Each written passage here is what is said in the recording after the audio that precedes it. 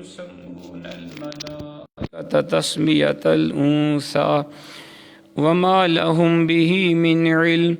إن يتبعون إلا الظن وإن الظن لا يغني من الحق شيئا فأعرض عمن تولى عن ذكرنا ولم يرد إلا الحياة الدنيا ذلك مبلغهم من العلم إن ربك هو أعلم بمن ضل عن سبيله وهو أعلم بمن اهتدى آمنت بالله صدق الله العظیم وکم من ملک، اور کتنے فرشتے ہیں فی السماوات آسمانوں میں، لا تغنی شفاعتہم شیئا جن کی شفاعت کسی کام نہیں آ سکتی، الا مگر من بعد اس کے بعد ان یاذن اللہ کہ اللہ تعالی اذن دے، لمن یشاء جس کے لیے چاہے، ویرضا اور پسند فرمائے۔ ان الذین لا یؤمنون بے شک جو لوگ ایمان نہیں لاتے، بالآخرہ آخرت پر، لیسمون الملائکۃ تسمیۃ الانثیٰ وہ فرشتوں کے نام عورتوں کے سے رکھتے ہیں، وما لہم بہ من علم حالانکہ انہیں اس کا کچھ علم ہی نہیں، ان یتبعون الا الظن وہ محض ظن کی پیروی کرتے ہیں، وَإِنَّ الظَّنَّ اور ظن لا یغنی من الحق شیئا حق کے مقابلہ میں کسی کام نہیں آ سکتا۔ فَأَعْرِضْ پس آپ رخ انور پھیر لیجئے، عَمَّن تولیٰ اس بد نصیب سے جس نے عن ذکرنا ہمارے ذکر سے روگردانی کی، وَلَمْ يُرِدْ اور نہیں خواہش رکھتا الا الحیات الدنیا مگر دنیاوی زندگی کی، ذالک مبلغہم من العلم یہ ہے ان کا مبلغ علم، ان ربک بے شک آپ کا رب هو اعلم خوب جانتا ہے، بمن ضل جو بھٹک گیا، عن سبیلی اس کی راہ سے، وهو اعلم اور وہی بہتر جانتا ہے، بمن اہتدی جس نے سیدھی راہ پائی۔ حضرت محترم بھی آپ قرآن مجید فرقان حمید میں سے 27واں پارہ سورہ النجم کی آیت نمبر 26 تا 30 کی تلاوت اور ترجمہ سماعت فرما رہے تھے۔ کل کے درس میں ہم نے پڑھا، اللہ کریم نے فرمایا یہ تقسیم تو بڑی ظالمانہ ہے، نہیں ہے یہ مگر محض نام جو رکھ لیے ہیں تم نے اور تمہارے باپ دادا نے، نہیں نازل کی اللہ نے ان کے بارے میں کوئی سند، نہیں پیروی کر رہے یہ لوگ مگر گمان کی، اور جسے ان کے نفس چاہتے ہیں، حالانکہ آ گئی ہے ان کے پاس ان کے رب کی طرف سے ہدایت۔ کیا انسان کو ہر وہ چیز مل جاتی ہے جس کی وہ تمنا کرتا ہے؟ پس اللہ کے دست قدرت میں ہے آخرت اور دنیا۔ کل کے درس میں ہم نے ان آیات بینات کی تفسیر پڑھی۔ آج کے درس میں اللہ کریم فرشتوں کا ذکر فرما رہا ہے، کفار و مشرکین کے مختلف شرک کے انداز بیان فرما رہا ہے۔ پہلی آیت میں فرمایا وَكَم مِّن مَلَكٍ فِي السَّمَاوَاتِ لَا تُغْنِي شَفَاعَتُهُمْ شَيْئًا إِلَّا مِن بَعْدِ أَن يَأْذَنَ اللَّهُ لِمَن يَشَاءُ وَيَرْضَىٰ کتنے فرشتے ہیں آسمانوں میں جن کی شفاعت کسی کام نہیں آ سکتی مگر اس کے بعد کہ اللہ تعالیٰ اذن دے جس کے لیے چاہے اور پسند فرمائے۔ کفار کی اس غلط فہمی کو اللہ تعالیٰ دور فرما رہا ہے جس میں وہ بری طرح مبتلا تھے۔ وہ سمجھتے تھے کہ ان کی یہ دیویاں اور دیوتا یعنی ان کے بت قیامت کے دن ان کی شفاعت کریں گے اور عذاب جہنم سے ان کو بچا لیں گے۔ انہیں بتایا جا رہا ہے کہ ان بیچارے بتوں کی حقیقت ہی کیا ہے کہ وہ ہماری جناب میں ان مشرکوں کی شفاعت کے لیے لب کشائی کی جرت کر سکیں۔ فرشتے جو اللہ تعالیٰ کی نورانی مخلوق ہیں اور ہر وقت ہماری عبادت اور اطاعت کے اندر مشغول رہتے ہیں، ان کی بھی یہ مجال نہیں کہ جس کی چاہیں خود بخود شفاعت کریں اور اس کو بخشوا کر جنت میں پہنچا دیں، بلکہ فرشتے بھی اس وقت شفاعت کریں گے جب ہم انہیں اس کی اجازت دیں گے، اور فقط ان کے لیے شفاعت کریں گے جو شفاعت کے حقدار ہوں گے۔ جن بدبختوں کی موت کفر پر ہوگی وہ تو اس قابل ہی نہیں ہے کہ ان کی شفاعت کی جائے۔ شفاعت تو گناہ گار اہل ایمان کے لیے ہے۔ جب فرشتے بھی کفر و شرک پر مرنے والوں کی شفاعت نہیں کر سکتے تو یہ بت تمہاری نجات کا سبب کیسے بن سکتے ہیں؟ تو قرآن نے بتایا کہ اللہ کی اجازت کے بغیر کوئی قیامت کو شفاعت نہیں کر سکتا، حتیٰ کہ فرشتے بھی اللہ کی اجازت کے بغیر شفاعت نہیں کر سکتے، تو تمہارے بت یہ تمہاری کیسے شفاعت کر کے تمہیں خدا کے عذاب سے بچائیں گے؟ آگے فرمایا ان الذین لا یؤمنون بالآخرۃ لیسمون الملائکۃ تسمیۃ الانثی، بے شک جو لوگ ایمان نہیں لاتے آخرت پر وہ فرشتوں کے نام عورتوں کے سے رکھتے ہیں۔ یعنی جو کفار مشرکین تھے وہ فرشتوں کو خدا کی بیٹیاں مانتے تھے اور ان کے نام بھی انہوں نے عورتوں کے ناموں کی طرح اپنے پاس رکھے ہوئے تھے۔ پھر فرمایا وما لہم بہ من علم، حالانکہ انہیں اس کا کچھ علم نہیں، ان یتبعون الا الظن، وہ محض ظن کی پیروی کرتے ہیں، وان الظن لا یغنی من الحق شیئا، اور ظن حق کے مقابلہ میں کسی کام نہیں آ سکتا۔ اچھا جی، جو لوگ فرشتوں کو مؤنث خیال کرتے ہیں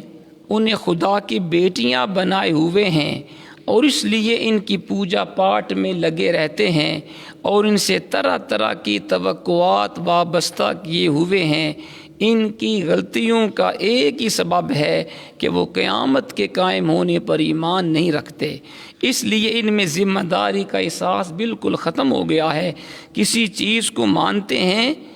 تو اس لیے نہیں کہ ان کے پاس اسے ماننے کی کوئی ٹھوس دلیل ہے، یا اگر کسی چیز کا انکار کرتے ہیں تو اس لیے نہیں کہ اللہ کے نبی نے انہیں انکار کا حکم دیا یا ان کی عقل سلیم نے اس کے انکار کا فیصلہ کیا، بلکہ جب ترنگ میں آئے کسی چیز کو مان لیا اور جب چاہا کسی چیز کا انکار کر دیا۔ احساس ذمہ داری کا چراغ جب سے بجھا ہے انہوں نے عقل و خرد سے کام لینا چھوڑ دیا ہے۔ یہی وجہ ہے کہ بغیر کسی دلیل اور تحقیق کے انہوں نے فرشتوں کو مؤنث بنا ڈالا ہے، پھر ان پر خدا کی بیٹیاں ہونے کی تہمت لگا دی۔ یہ تھی کفار کی، یعنی ان کی بیوقوفی کہہ لیں اور ان کی نادانی کہہ لیں کہ بغیر کسی دلیل کے فرشتوں کو خدا کی بیٹیاں مانتے۔ قرآن نے کہا اگر تمہارے پاس کوئی دلیل ہے تو دلیل دو نا، لیکن کوئی تمہارے پاس دلیل نہیں ہے، بس اپنے پاس سے اٹکل پچوں سے جو جی میں چاہا وہ مان لیا، جس کا چاہا جی چاہا اس کا انکار کر دیا۔ آگے فرمایا حقیقی علم کا سرچشمہ تو نبی کی ذات ہوتی ہے، جسے بارگاہ الہی سے براہ راست علم و عرفان کی دولت عطا فرمائی جاتی ہے۔ نبی کی ذات سے تو انہیں بیر ہے، وہی کہ چشمہ صافی سے سیراب ہونے کی تو ان کو توفیق نہیں ملتی۔ ان کے پاس لے دے کے ظن و تخمین کے گھوڑے ہیں جن پر سوار ہو کر وہ وہم و گمان کے ریگزاروں میں خاک اڑاتے پھرتے ہیں، اس لیے زندگی کی بنیادی سچائیوں تک یہ رسائی حاصل نہیں کر سکتے اور بھاگ دوڑ میں عمر برباد کر دیتے ہیں، انہیں حقیقت کا سراغ نہیں ملتا۔ وہ کفار مشرکین اس غلط فہمی میں مبتلا ہیں کہ ان کے طائرے فکر کی پرواز بڑی اونچی ہے، ان کی جھولی سچے موتیوں سے بھری ہوئی ہے، حالانکہ ان کے پاس کچھ بھی نہیں ہے۔ تو قرآن نے کہا کہ صحیح علم اللہ کے پیارے رسول کی جناب پاک سے ملتا ہے، اور رسول پاک کو علم براہ راست اللہ کریم سے عطا ہوتا ہے۔ رسول کریم کے اوپر تو تمہارا ایمان نہیں ہے، بتوں کی تم پوجا پاٹ کرتے ہو، تو تمہیں ہدایت کہاں سے ملے گی؟ پھر فرمایا فَأَعْرِضْ عَمَّنْ تَوَلَّى عَنْ ذِكْرِنَا وَلَمْ يُرِدْ إِلَّا الْحَيَاةَ الدُّنْيَا، پس حبیب آپ رخ انور پھیر لیجئے اس بد نصیب سے جس نے ہمارے ذکر سے روگردانی کی اور نہیں خواہش رکھتا مگر دنیاوی زندگی کی۔ اس آیت میں ذکر سے مراد قرآن پاک بھی ہو سکتا ہے، حضور علیہ الصلوۃ والسلام کے مواعظ حسنہ اور حضور کی پند و نصائح بھی اور مطلق ذکر الہی بھی۔ مطلب یہ ہے کہ جن کے سامنے ہماری کتاب کی آیات کی تلاوت کی جاتی ہے لیکن وہ قرآن کی طرف توجہ نہیں کرتے، میرا رسول انہیں واعظ و نصیحت کرتا ہے اس کے سننے کے لیے بھی وہ تیار نہیں ہوتے، یا جہاں میرے بندے میرے ذکر کی شمع روشن کیے بیٹھے ہوتے ہیں وہاں سے وہ دور بھاگتے ہیں، نیز دنیاوی زندگی کی لذتوں اور زیب و آرائش میں وہ اس طرح کھوئے ہوئے ہیں کہ آخرت کے بارے میں انہوں نے غور و فکر کی زحمت بھی کبھی گوارا نہیں کی، رات دن دولت سمیٹنے میں مصروف رہتے ہیں۔ اے حبیب، اس طرح کے لوگ ہرگز اس قابل نہیں ہیں کہ آپ ان کے لیے پریشان رہیں، انہیں اپنے حال پر چھوڑ دیجئے، انہیں بادیہ گمراہی میں دھکے کھانے دیجئے۔ اگر ذلت کی پستیوں میں چھلانگ لگانے کا یہ لوگ ارادہ کر چکے ہیں، انہیں مت روکیے، جب اپنے کرتوتوں کا ذائقہ چکھیں گے تو خود بخود ان کی آنکھیں کھل جائیں گی۔ اب یہ آیت کتنی قابل غور ہے۔ قرآن نے کہا کہ جو لوگ قرآن سے منہ موڑتے ہیں، قرآن کو نہیں پڑھتے، قرآن کو نہیں سمجھتے، قرآن پہ عمل نہیں کرتے، اور میرا پیارا رسول ان کو جو واعظ و نصیحت فرماتے وہ بھی نہیں سنتے، اور میرے ذکر سے بھی دور ہیں، دنیا کی لذات کے اندر اتنے کھوئے ہوئے ہیں، بس رات دن مال و دولت کمانے کی فکر ہے، آخرت کی فکر نہیں ہے، حبیب ان کو ان کے حال پہ چھوڑ دیجیے۔ اور آج ہم بھی اگر دیکھیں یہ کفار کا طریقہ تھا، جو قرآن کو نہیں سنتے تھے، قرآن کو نہیں پڑھتے تھے، قرآن پہ عمل نہیں کرتے تھے، یہ کفار کا طریقہ تھا، جو رسول پاک کی باتیں بھی نہیں سنتے تھے، نہیں مانتے تھے، اور یہ بھی کفار کا طریقہ تھا جو اللہ کی یاد سے غافل تھے۔ لیکن افسوس آج ہم مسلمان ہو کر قرآن نہیں پڑھتے، اکثر مسلمان قرآن نہیں پڑھتے، اکثر مسلمان قرآن کو سمجھتے نہیں ہیں، اور اکثر مسلمان قرآن پاک کے اوپر عمل بھی نہیں کرتے، اور ہم رسول پاک کے فرامین کے اوپر بھی عمل اکثر مسلمان نہیں کر رہے، اور اکثر مسلمان بھی اللہ کی یاد سے غافل ہیں۔ ہم بھی آج ہر بندہ اپنے آپ کے اندر دیکھ لے کہ میں دنیا کے لیے کتنا کچھ کر رہا ہوں، مال و دولت کو جمع کرنے کے لیے اور بینک بیلنس کو زیادہ کرنے کے لیے میں 24 گھنٹے گزار رہا ہوں، اللہ کا قرآن میں کیوں نہیں سیکھتا؟ ہر بندہ اپنے سے پوچھ لے، اللہ کا قرآن مجھے پڑھنا کیوں نہیں آتا، قرآن کو سمجھنا مجھے کیوں نہیں آتا، اور میں قرآن کے اوپر عمل کیوں نہیں کرتا، اور رسول پاک کی سنت کے خلاف میں عمل کیوں کر رہا ہوں، اللہ کے ذکر سے دور کیوں ہوں؟ یہ کفار کا طریقہ ہے، مسلمانوں کا طریقہ یہ نہیں ہے۔ آگے فرمایا ذالک مبلغہم من العلم، یہ ہے ان کا مبلغ علم، ان ربک وعلم بمن ضل عن سبیلی وہو اعلم بمن اہتدی، بے شک آپ کا رب بھی خوب جانتا ہے جو بٹک گیا اس کی راہ سے، اور وہی بہتر جانتا ہے جس نے راہ راست پائی۔ ان کے علم کی رسائی یہاں تک کی ہے کہ ان کی عقل کی آنکھ دنیاوی لذتوں سے ماورا کچھ دیکھ ہی نہیں سکتی، اس کے علاوہ وہ کچھ اور سوچ ہی نہیں سکتے۔ ان کم ہمتوں کو ان کے حال پہ چھوڑ دیجیے۔ جو بندہ ہر وقت مال و دولت کے پیچھے بھاگ رہا ہو، حلال و حرام کا فرق بھی نہ کرے، سود بھی کھائے، رشوت بھی لے، سب گناہ کرے، حبیب ان کو چھوڑ دیں، وہ اس قابل نہیں ہے کہ آپ ان کے اوپر محنت کریں اور اپنا قیمتی وقت برباد کریں۔ آگے فرمایا اس آیت کے اندر جو لوگ کفر و شرک کے مرتکب ہیں، اس کے باوجود وہ دعویٰ کرتے ہیں کہ وہ سیدھے راستے پر گامزن ہیں، جو کچھ وہ کر رہے ہیں وہی درست ہے، جس منزل پر وہ پہنچنے کی کوشش کر رہے ہیں انسانی زندگی کی صحیح منزل وہی ہے۔ جنہوں نے اسلام کی دعوت قبول کر لی ہے انہیں مارا پیٹا جاتا ہے، طرح طرح کے دکھ پہنچائے جاتے ہیں، لیکن حبیب وہ تیرا دامن چھوڑنے کے لیے ہرگز تیار نہیں۔ اور اہل حق کو یہ لوگ نادان اور گم کردہ راہ سمجھتے ہیں، یہ سراسر ان کی ذاتی ہے، ان کی بھول ہے، کون گمراہ ہے کون ہدایت یافتہ ہے، اس کا فیصلہ اللہ تعالیٰ خود کرے گا جو سب سے زیادہ علم والا، اور اس کا فیصلہ صحیح اور آخری ہے۔ اور یہی طریقہ تھا کفار مشرکین مسلمانوں کے اوپر